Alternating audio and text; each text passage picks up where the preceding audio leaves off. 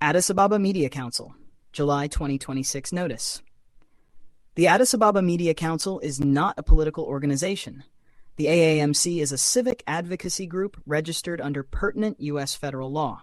Foremost, we extend warm greetings to all compatriots.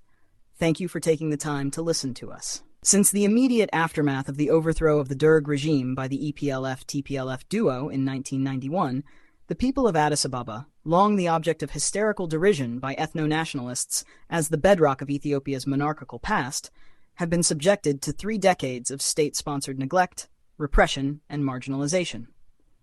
At the core of these direct and indirect attacks lay, first, the TPLF-EPRDF, which held the reins of absolute national power for almost 3 decades, known as Ethiopia's lost decades. And now, for 8 agonizingly long years, its faction and successor, the Prosperity Party of Abiy Ahmed.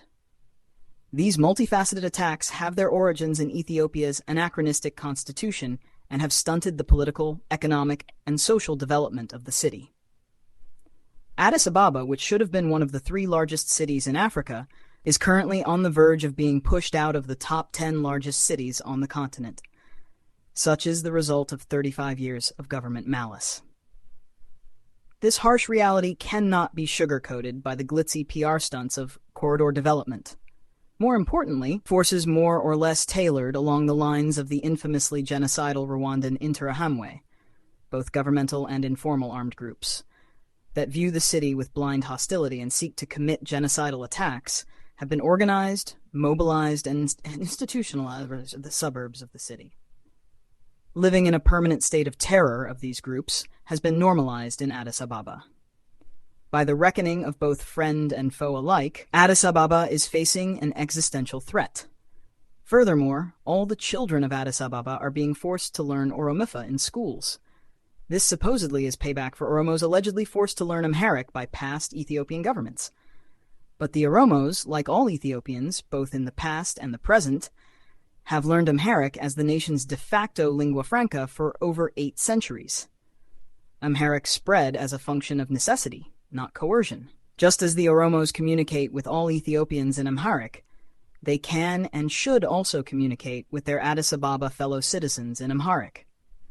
It is patently cruel to burden children against the wishes of their parents, as in apartheid-era South Africa, where black children were forced to learn Afrikaans, to learn Oromifa they neither need nor want. What would you say if your children were in this situation?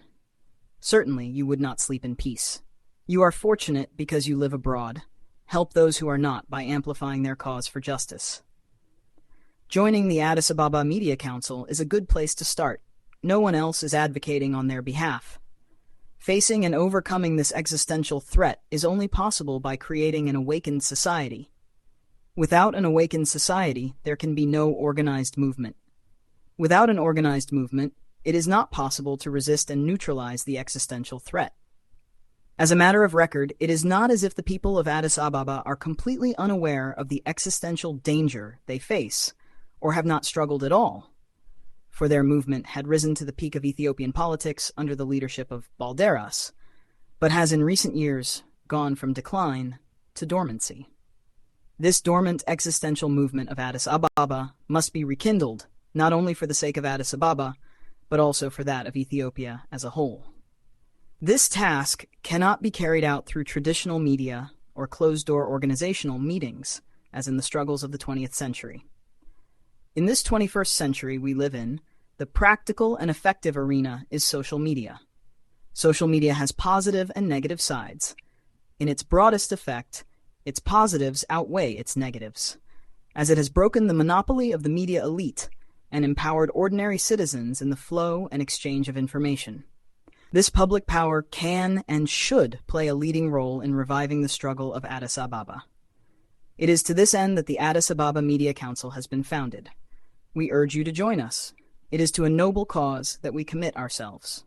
It should be clear that what we identify as Addis Ababa is the fully autonomous administrative region that existed when the TPLF-EPRDF seized power in 1991, GC, which was directly and only accountable to the federal government. It should also be clear that what we mean by Addis Ababa Media Our pages accounts with more than 1,000 followers on the following social media platforms: TikTok, Facebook, YouTube, X, formerly Twitter, and Telegram, which, in addition to their normal activities, agree to engage in coordinated social media activities regarding Addis Ababa. And our objectives can partially be stipulated in the following terms. 1. Rallying under the slogan, "Our Focus, Addis Ababa, Our Vision, Ethiopia," we struggle for the enactment of a new constitution in which, similar to the separation of religion and state, ethnicity and state are also separated. 2. To inform, convince, remind, amplify, and publicize to the people of Addis Ababa, the people of Ethiopia, and the world at large that Addis Ababa is facing a state-driven genocide threat. 3. To help strengthen, support, mobilize, and promote the people's existential struggle on the ground in Addis Ababa. 4. To ensure members of AAM are guided by mutually agreed ethical principles and codes of conduct. 5. To enable AAM members to engage in coordinated efforts toward a common goal. Join us by calling 202-650-1482. Repeat, 202-650-1482. Addis Ababa is waiting for you. Addis Ababa Media Council.